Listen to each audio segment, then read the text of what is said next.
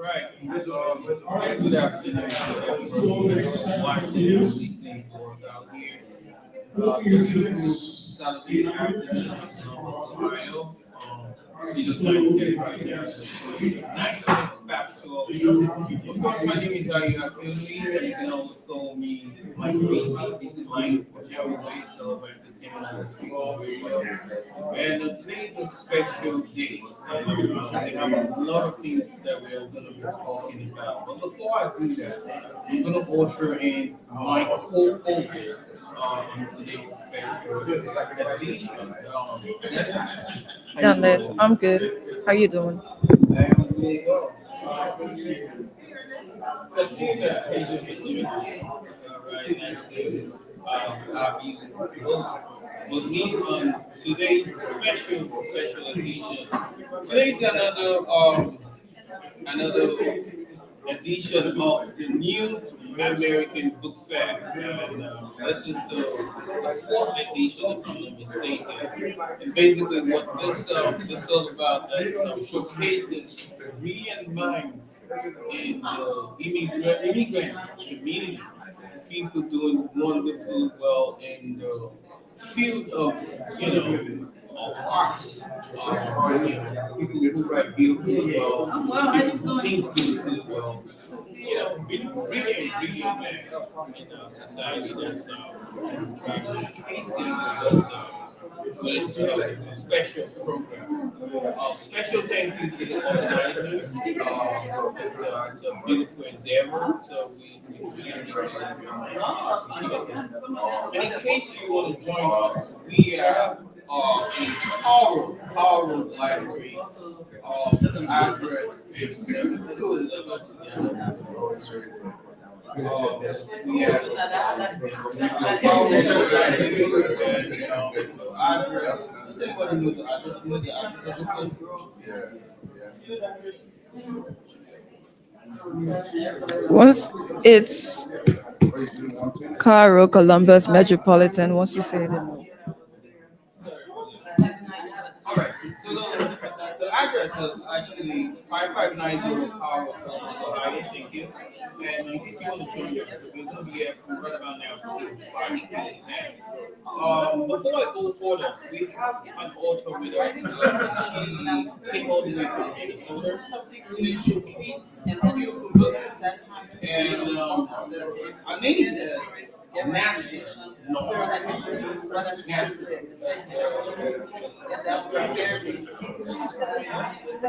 so you came over here to I was here last year and I guess organizers they invited me again. And I couldn't say no because I was just interested in the stories and in the our kids. So before I go, I have a lot of questions. Yes.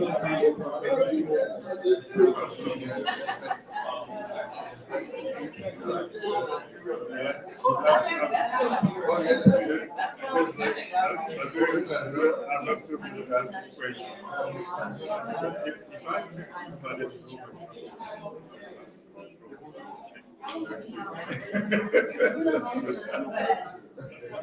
You don't know somehow I jump into it. So it's been 4 years. My own children. My own children. I go to schools, I volunteer, I go to communities, I go to events, I do everything. I know that that's the institution, and for me, instead of complaining about it, there's nothing I do about it. And I join it, and I buy a school, I take my teaching license, and now I'm inspired to all the but just a bigger one. And that's I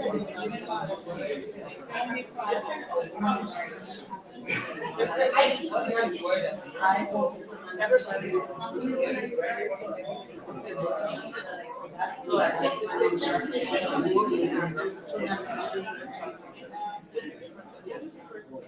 This is my first book in the title is My Mom is a School Teacher. And my daughter is in there. She's so bad. She told me my mom is a school teacher. She was my mom. So for me, it was just changing my path. I was to see how much she was a big deal. So I used that inspiration and she was very successful and we did the child. And that's how we started. So determination, empowering, inspiring, and presentation. Do you have any teachers? Yes, I want so many of them, but it takes time. When you're working with children, they don't need words, they need education. So this tuition is good at writing, and you have so many words to do. But that's not the first question.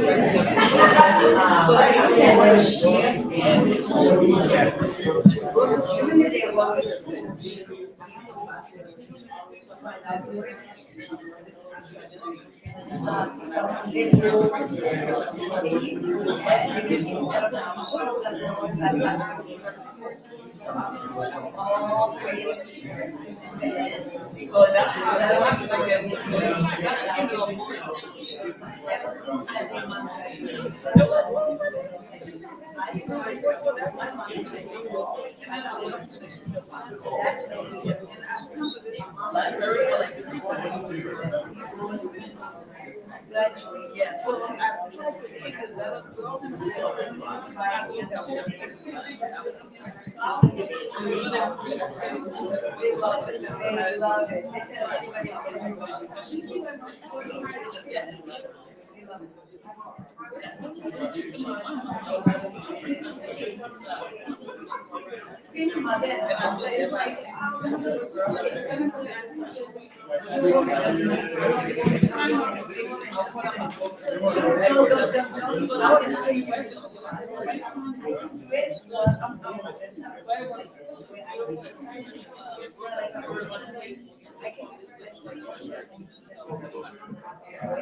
By sharing my positive thoughts.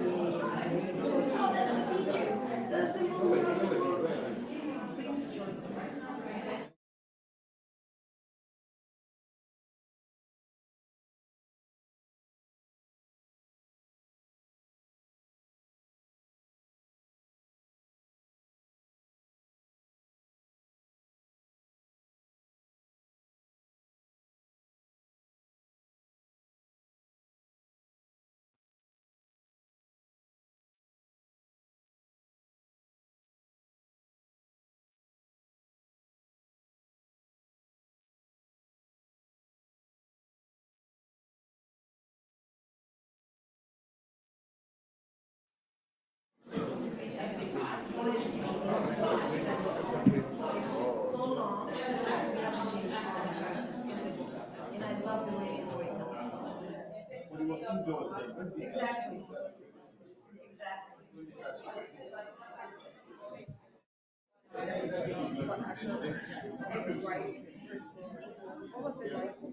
It was not easy because when you're jumping in, you don't know how to swim when you go to the ocean. You're gonna jump. So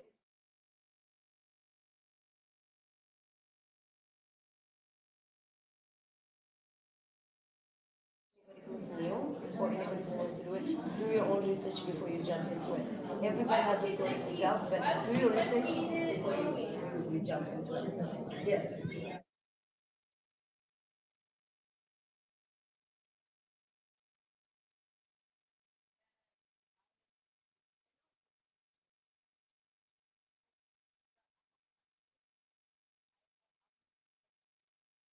I know a lot of people know about my story, but I don't want to she say, he said. I want to put it into a book, like mini biography. Our journey is still going on. The chapter will not close. From one thing and then the next thing and you do this. So I'm getting ready to about my life story. Yes. Yes. You can go to my website. I have a website and I post things there.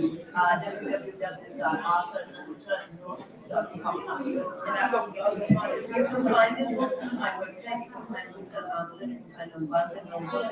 Even in your local library, anywhere in America, you go to the library and it's in the system. You can find it. Yeah. Yes.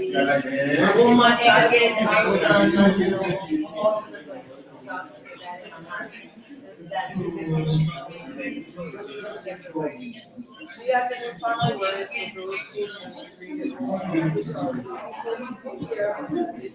Yes, yes. As somebody who's originally from Africa or had a chance to be a doctor, a lawyer, nothing wrong with that. But follow your passion. Become an artist, become a chef, become a traveler, become an illustrator, become a writer. Follow your dreams. Yeah, listen to your parents too. Follow your dreams. Yes, yes. Thank you. Thank you so much. Yes, thank you so much for having me. I love it. Thank you, Fatima. Thank you.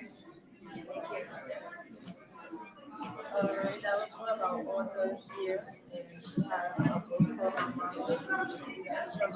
for children. And there are more books coming from her. And so I just want to say thank you to Master Lord. Um,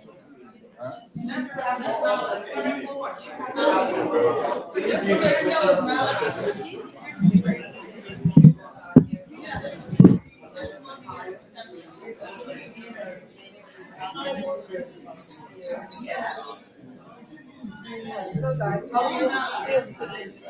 Oh, wonderful, wonderful. It's always a beautiful thing to be among, brilliant minds, brilliant souls, beautiful souls. People doing positively well in the society. So it's always a beautiful experience.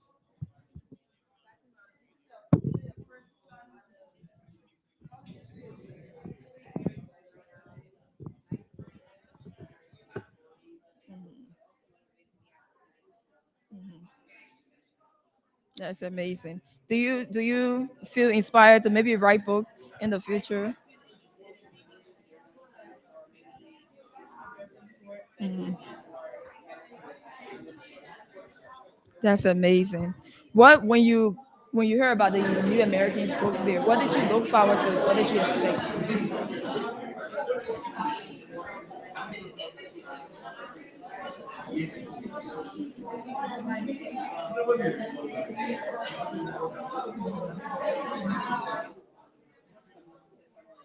Hmm.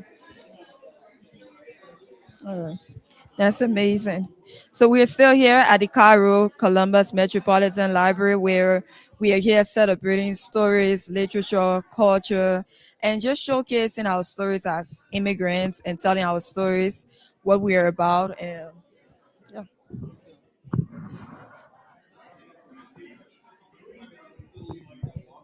First, don't worry.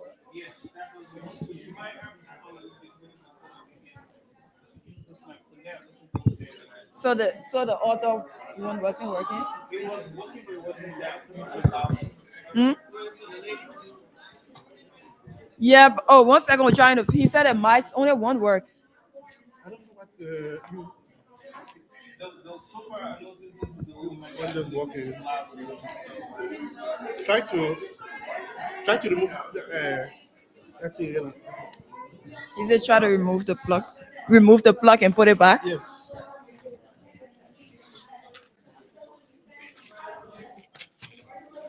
Then try to refresh it. Anyway, Can you can you log in and see if you're listening, if the audio is okay? What's that thing? USB, then you do this.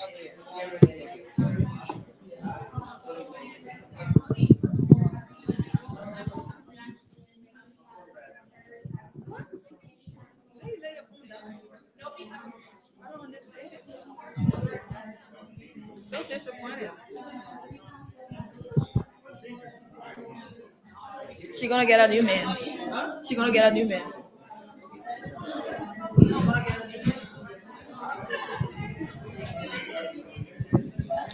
Aren't you threat? Don't you, Okan? Don't you feel threatened? Don't you feel threatened? Y'all like the eye, like you're so tough. Oh wow.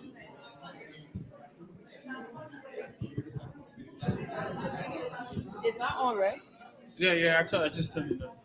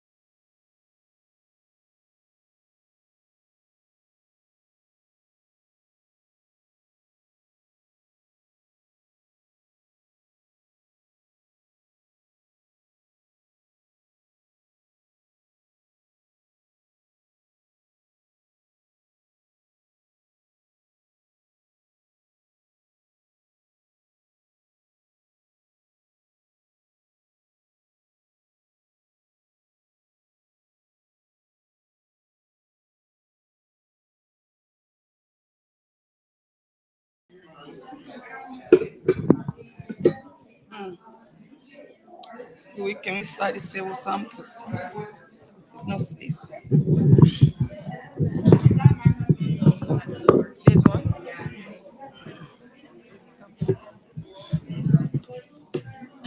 So that's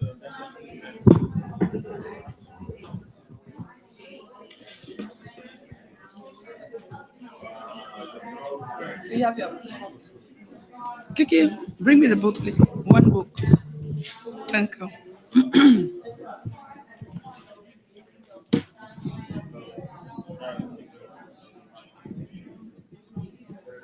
See, if you want to start, you can actually start.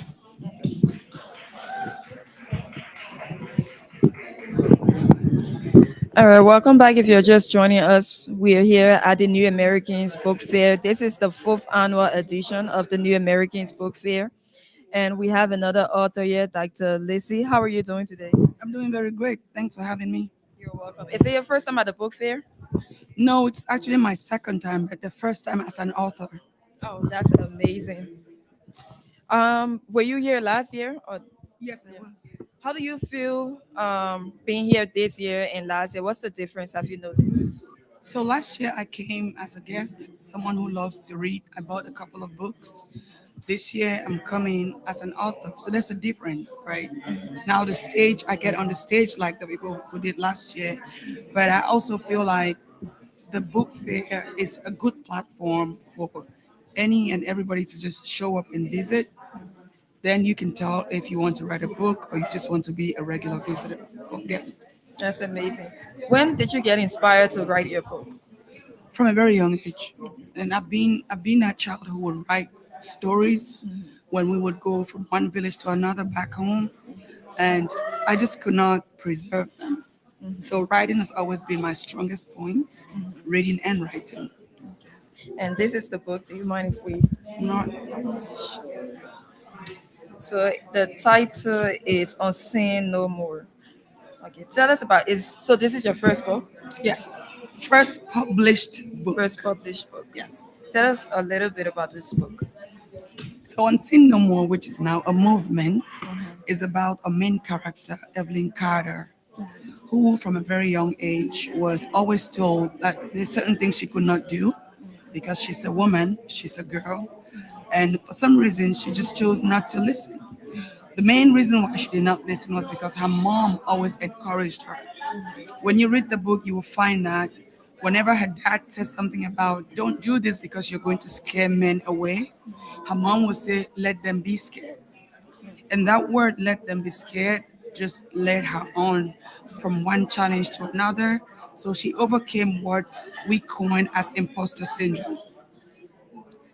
The voice and the people around you that make you feel like you cannot be what you desire to be as a woman, she had to overcome all of that.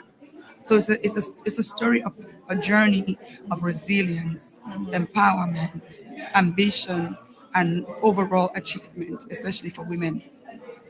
Thank you.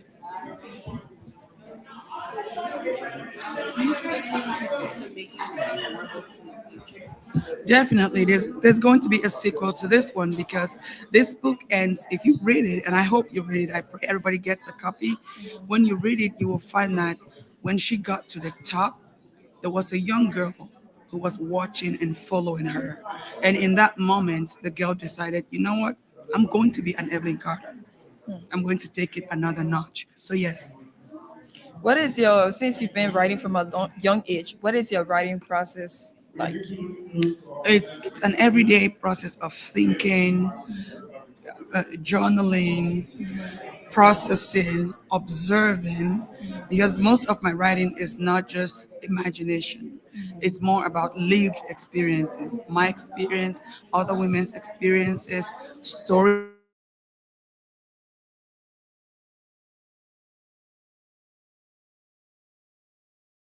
processing,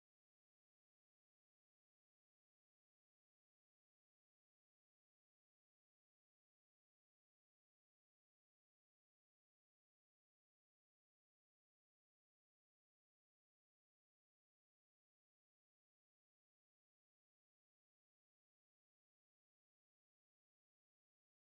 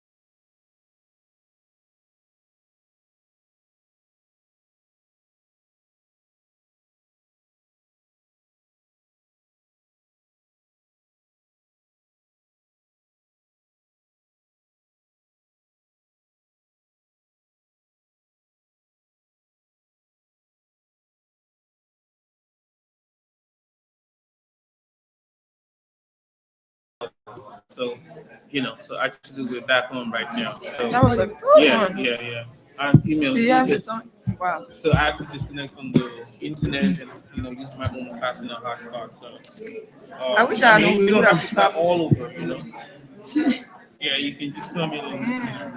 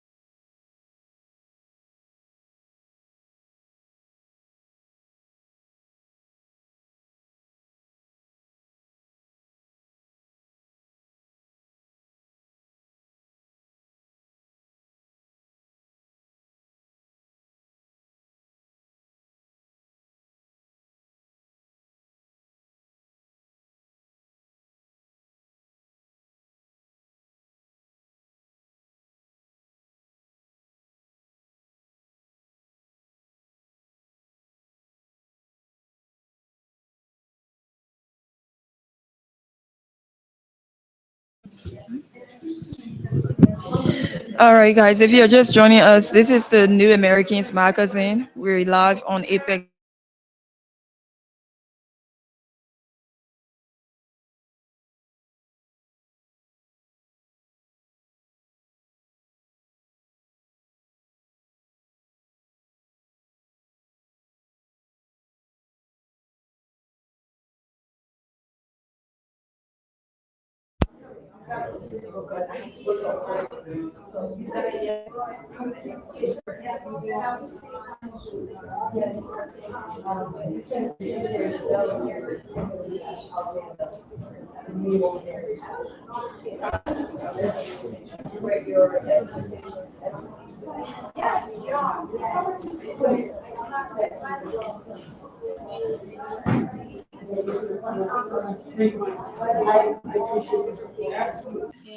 advocacy, education, which was something I'm passionate about. Mhm.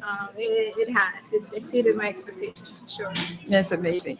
So you're not an author, but you have parts in this book. Yes. Tell us about the work you do and what brought you here today. What brought me here today is I work at actually I grew up in Somaliland in East Africa. I went to this school that the author of this book founded in Somaliland. He is a white American when decided to go to the middle of nowhere in Somaliland because he had a Somali connection by marriage, his uncle. And I went to this school for 4 years and came to the States for college, full ride. And my passion is comes from being able to provide access to quality education, which is what I was able to get and was fortunate enough to get. So the author of this book is also the founder of the school that I work at now, Columbus Nora Academy here in Columbus. We opened last year. It's a K to 6 school this year. And the whole mission of this school is to not only provide quality education, but also provide a space where parents can access where are your kids at, where can they reach, what's their potential, and not just have them be in a school system that unfortunately allows them to fail or doesn't pay close enough that they fail. So really individualizing education to where the child is at and pushing them to their potential, which is what I have been fortunate enough to get, and not many people are fortunate enough to have gone that opportunity before, even here in this country. Yeah. So I work with the Somali community. Of course, the school is open to anybody who wants to come to the school, but it's meant to be a space for the community to be able to not only share their concerns, but bring their children to be able to have the access to quality education that they deserve. Is this school, is it tuition free? Yes. Oh, that's It's amazing. yes. It's a public charter, so it's a tuition free. It's meals are included, breakfast and lunch. Oh, wow. Now we're starting hopefully like an after school program that also runs after school in the next couple of weeks. So it really is a space where you're not only focusing on like can they attend school, but also can they succeed? Where can they be?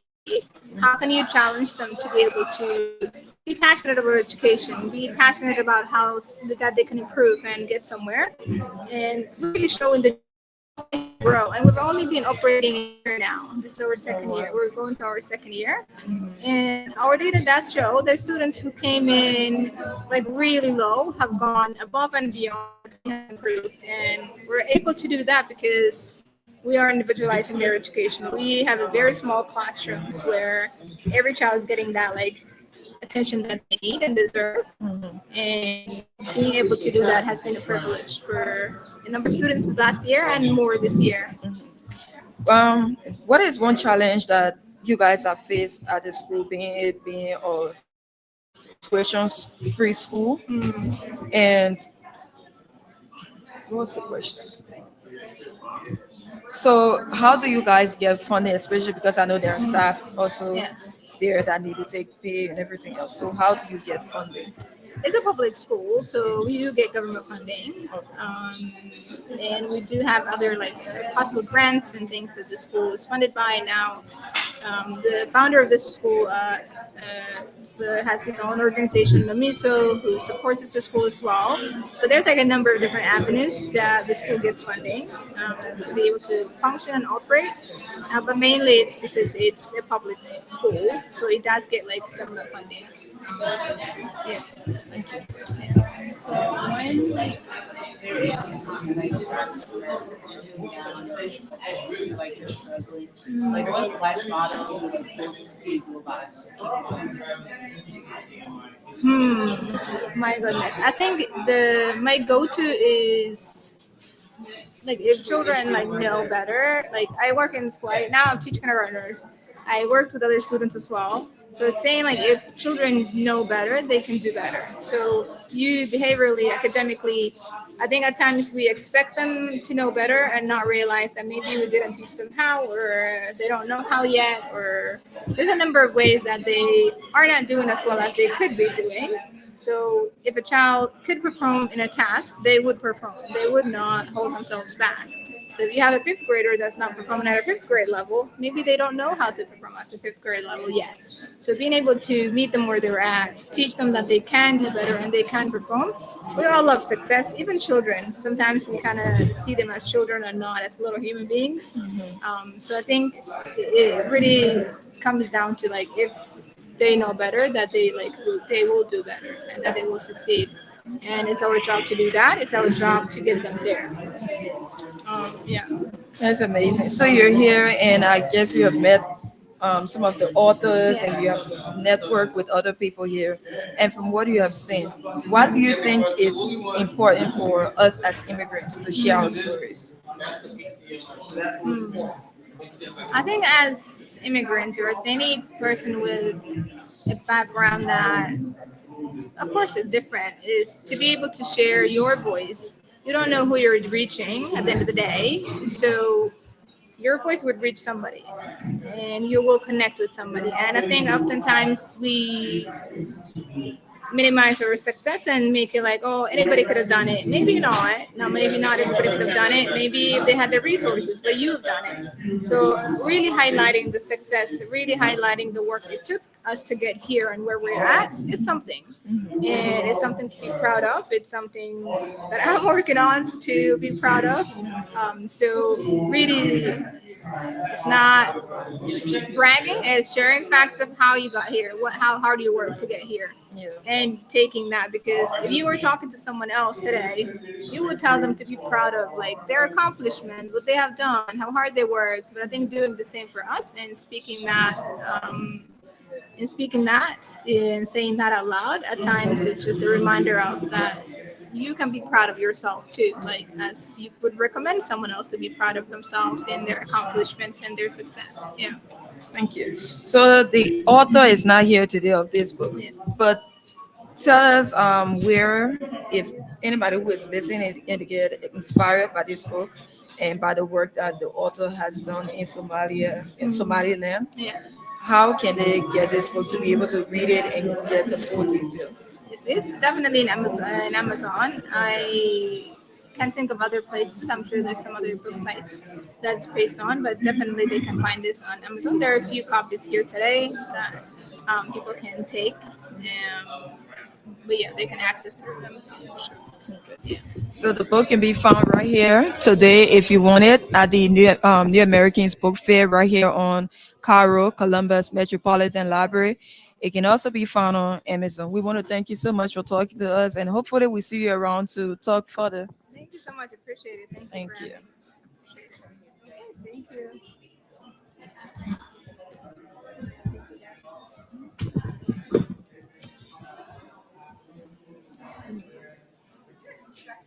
Oh yeah. Thank you.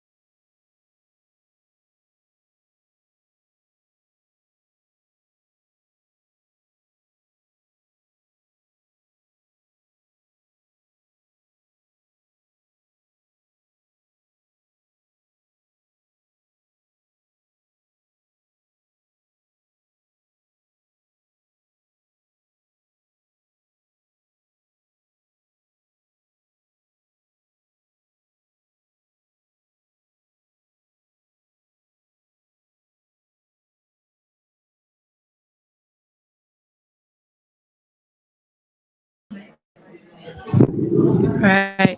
Hello, we're back and we have sorry, Lawrence. Lawrence Harris. And could you please introduce yourself and like what you do? My name is Lawrence Harris. Uh, I own a consulting firm.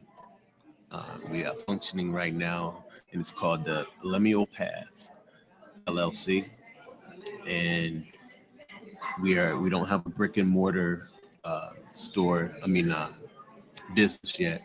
It's in the process, but basically we're gonna provide information to the public, and we work with Ohioans with disabilities. A lot of individuals don't understand or know that they have a lot of benefits and opportunities allotted to them because of no advertising. The government's not gonna just come right out and tell you everything that's available to you. So my business takes it upon itself to inform you of that. Uh, Eventually, our big goal is to build a drug detox, a residential drug detox center, and we'll primarily focus on mental health more so than drawing an individual out, um, because the mental health issue um, basically catapults you into substance abuse. So we're gonna concentrate on that. Uh, and there's different individuals that can rely on the mental health issue of it because you might be in a car accident or something like that, and that's setting you back, or different traumatic issues that have happened in individuals' life, and that's gonna mess you up mentally. So we try to focus on helping you before you turn to some other alternative. What suggestions would you make as of now for those who are trying to look for like resources since it's not like often like advertised? So uh, you can go to your and I don't have addresses, unfortunately. I'm sorry, but your urban league. You can check with the urban league. You can go to the courthouse downtown. They have what we call like a one-stop shop, and they're basically have job and family services along with a couple other entities that work together, and they all handle um, anything from getting you food assistance, rental assistance, housing, medical, uh, getting you appliances, or placing you with an actual job, if you're able to work and you would like to. So those are two places you can definitely check out, and that's the Urban League and the courthouse. They have a section inside the courthouse that is allowing job and family services to work out of there. And it's basically it. But as I push on, then I'll start promoting things. What has like inspired you to like start all of this? So I the idea for the drug detox center came about when my older brother, he was addicted to cocaine for a number of years, uh, and subsequently he had 13 years sobriety after he got delivered from that, but he and he ultimately had a stroke, and he passed away. And I just said that I wanted to help God's people. I made a promise to God that if He gave me the means to do so, I would help His people. So it hits home, it hits close to home with my own brother. And, in like many families, we all have a relative that's gone through that. And it might be someone just listening now, you might be going through that. So there's help out there. And I would, want to be one of those beacons. Uh, and as far as helping individuals with the disabilities, I too have suffered uh, some limb loss and gone through major health issues myself, having strokes, blindness, uh, you name it, congestive heart failure, and all of these things are debilitating. And if you want to maintain a quality of life, there are certain things that can help you obtain that. But if you don't know about them, you're just going to be, depressed and stuck in the house, or, wasting away. So I get around on a scooter because someone informed me that, there was a program out there that could help you get the scooter.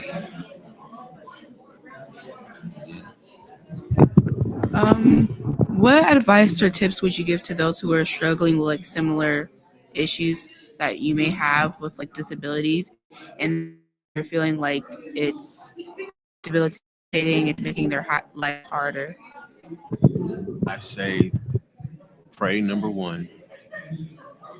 Gotta pray, and just talk to God as you're listening to me, as we're talking here. You just talk to Him. But secondly, you know, realize that it could be worse, and that someone else always has it worse than you do. Um, Surround yourself around positive people, people that will encourage you to get up or to seek help, and then seek out the help that you need for your individual situation, and look into every aspect of it. Don't limit yourself with I can't. You know, I'm in the process myself of developing my own prosthetic for my foot. And, you know, I won't let anybody tell me I can't do that. So a lot of people say you're a dreamer. Dream and make it come true. You know, nothing is impossible. Everything is possible. It might take a moment, it might take a while, but you have to place yourself around the people that can help you. And it's important. You want to place yourself around people that know more than you and more than you. Listen.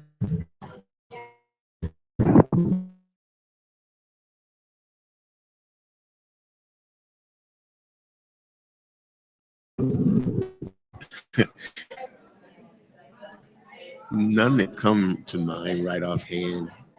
Like I just said, like I said, someone told me that if you want to be successful in life, surround yourself around people that know more than you and have more than you, and let them shed on you. Don't be the smartest dude in the room or woman. Is there somebody who inspires you to keep going in particular? Uh,